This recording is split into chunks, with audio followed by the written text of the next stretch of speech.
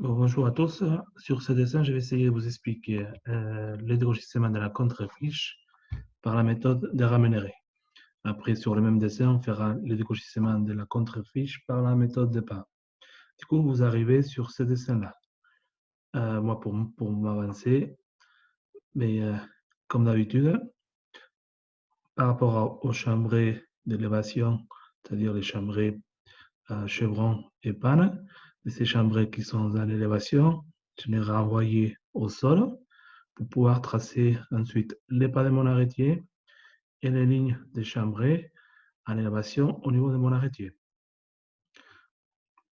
Du coup, pour faire les dégrossissements de la contre-fiche, la première chose qu'il faut faire, c'est toujours les dessous de ma contre-fiche.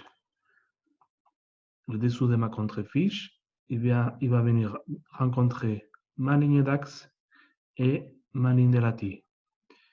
Du coup, là, je vais la dessiner en premier. Voilà. Changer de couleur et type d'extrémité. Mon lattice et mon axe.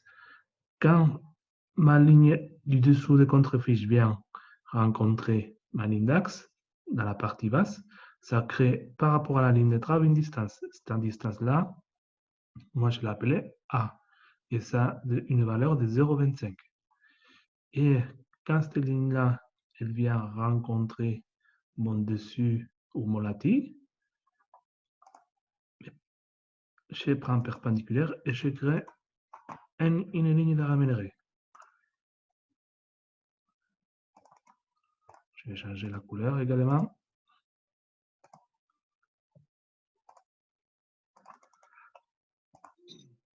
Ça me donne par rapport à la ligne de trave une deuxième distance. Moi j'appelle V et ça a une valeur de 4,5. Ben maintenant, je prends cette valeur-là A et V et je les renvoie au niveau de mon arrêtier. La valeur A, c'est de 0,25, mais par rapport à la ligne de trave, elle est en dessous. Du coup, par rapport à la ligne de trave de mon arrêtier, cette valeur-là, je la mets au-dessous. Ça me donne un premier point ici. Maintenant, je prends la cote V.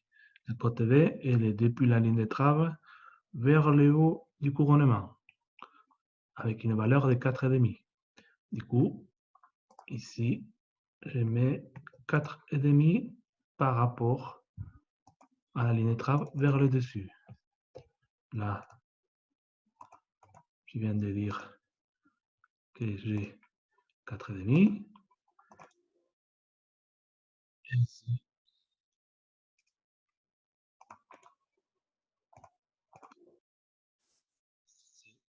c'est 0,25. J'essaie de l'arrondir, mais c'est 0,25. Du coup, ici, j'aurai mon ligne de rémunéré, comme je fais ici, là. Ici, à partir de la T, je fais une perpendiculaire à la ligne d'axe. Ça m'a donné un trait de rémunéré. Mais ici, par rapport à la ligne d'axe de mon arrêtier, je fais une perpendiculaire jusqu'à envoyer, jusqu'à bien rencontrer les lattices. Et depuis les lattices, mais je reviens à cette côte-là. Là, je viens de faire la même chose qu'ici. Ça, cette ligne-là, je vais la supprimer, je vais la refaire à nouveau. Comme ça, je vais...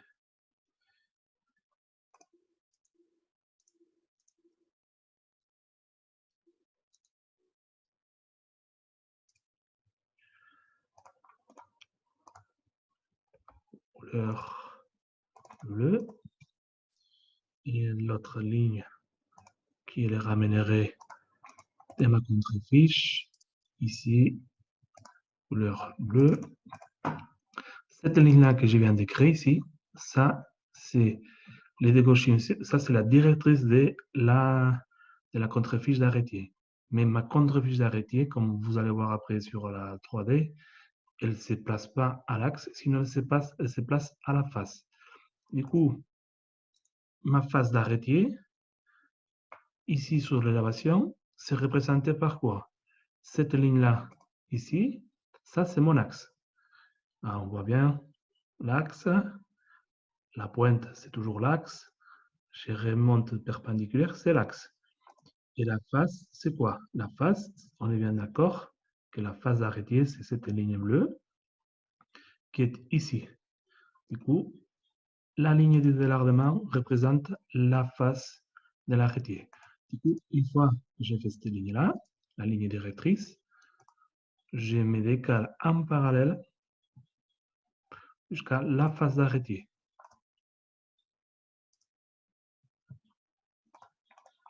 Et mon épaisseur, je vais les mettre à partir de cette ligne-là. Ici, en l'occurrence, je crois que c'était 6 ou 1 cm, pardon. Par rapport à cette deuxième ligne, je vais changer la couleur.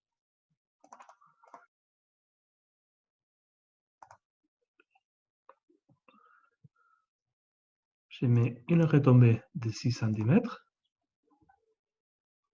ou de 1 cm, pardon. Et là, je viens de tracer ma contrefiche d'arrêtier. Et pour la coupe d'engagement, c'est la même chose. C'est comme la contrefiche d'arrêtier dans la même épaisseur, mais je croise les deux faces et les 4 points, je les remonte perpendiculaires. Ça me donnera la coupe de la contrefiche et l'engagement de la contrefiche dans l'arrêtier.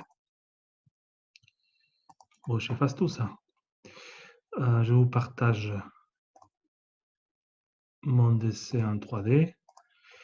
Et ce qu'on vient de créer, en fait, c'est cette plan-là et cette plan-là.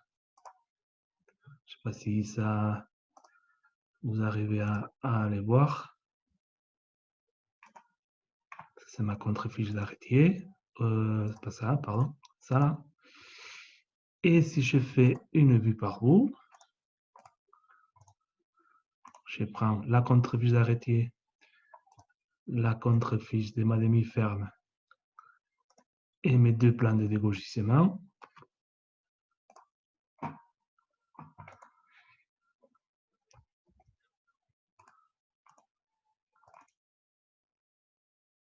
Ça, c'est la contrefiche de mon arrêtier. Et ça, c'est la contrefiche de ma demi-ferme. Les deux plans de dégauchissement. Ça, c'est les points de rencontre de deux plans de ces plans-là. C'est ma ligne directrice. Et on voit bien que la contrefiche, elle est décalée à la face. Le décalage à la face, pourquoi on le fait? Si vous voulez, si on ne fait pas ça, la contrefiche, elle serait positionnée comme ça. Et il faudrait que je la délargue pour que mes deux plans ne viennent pas rencontrer ma contrefiche. Je vais essayer de vous le montrer en 3D comme ça. Ça, c'est comme elle serait positionnée par rapport à la ligne directrice. Et une fois qu'on se décale à la face, mais ça prend son point d'origine. En fait, ce qu'on a fait pour placer la contrefiche de l'arrêtier, c'est ça. La contrefiche, elle est tracée ici au niveau de l'arrêtier. J'ai ma ligne de travail qui est cette ligne-là, la ligne d'axe ici. Et quand j'ai dessiné ma contrefiche, mais j'ai prolongé son dessous à venir rencontrer mon lattice et rencontrer mon axe. Dans notre dessin de la planche à dessin, cette première distance, elle est en dessous. Parce que ça, c'est par rapport, c'est l'inclinaison de votre contrefiche qui vous la donnera. Et mon deuxième point B, ça va être toujours la distance que je vais avoir depuis la ligne de travail à ici au-dessus. Voilà. Ça, c'est pour comprendre. Et ça, c'est ces plans-là, la rencontre de ces plans-là, ça nous donne cette direction ici pour tracer ensuite notre contrefiche. Bon, je reviens en arrière sur ma planche à dessin. Là, vous avez fait le décochissement par la méthode des rémunérés. Là, je continue par la méthode des pas.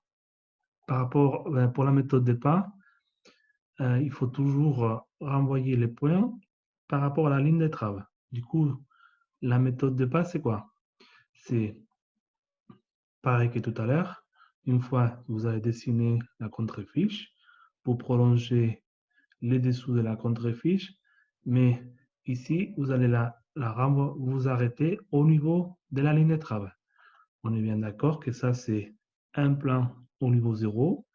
La ligne d'étrave, c'est notre niveau 0. Du coup, je peux renvoyer que les points toujours par rapport à un même niveau. Ce qui est en dessous de la ligne d'étrave, c'est une hauteur différente. Du coup, perpendiculaire, je renvoie ces points-là vers l'arrêté en plan. Et la même chose avec lui. Ce que je vais faire, je vais prolonger un peu l'arrêté là, en plan. Du coup, j'ai fait ces premiers traits jusqu'à là. Et ces traits-là, pareil. Tout à l'heure, on a parlé d'axe et de face, mais là, je renvoie ces points-là à venir rencontrer l'axe et également la face de mon arrêté.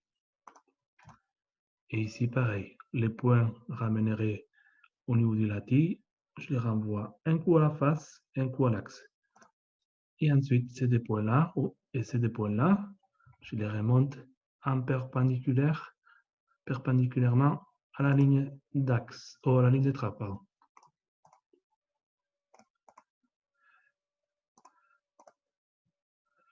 Ça ne veut pas. Je vais effacer ça.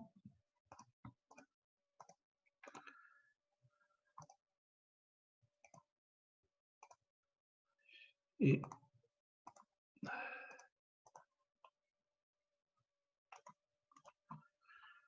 du coup, si on prolonge ces traits-là, on a dit que les traits de ça vient du trait de ramènerie à l'axe. Je les remonte perpendiculaires et on voit bien qu'il vient rencontrer notre trait de ramènerie qui est à l'axe. Et lui, là, je le remonte perpendiculaire, il vient rencontrer la parallèle à ma directrice par rapport à la face de mon arrêté. Et en dessous, mais j'aurai la même chose. L'axe qui vient depuis la ligne de trave, il vient rencontrer l'axe de l'arrêté au niveau de la ligne de trave. Et la face vient rencontrer au niveau de la ligne de trave la face. Voilà. J'enlève tout ça. Et voici le résultat. J'espère que ça vous avez compris. Allez, bon courage.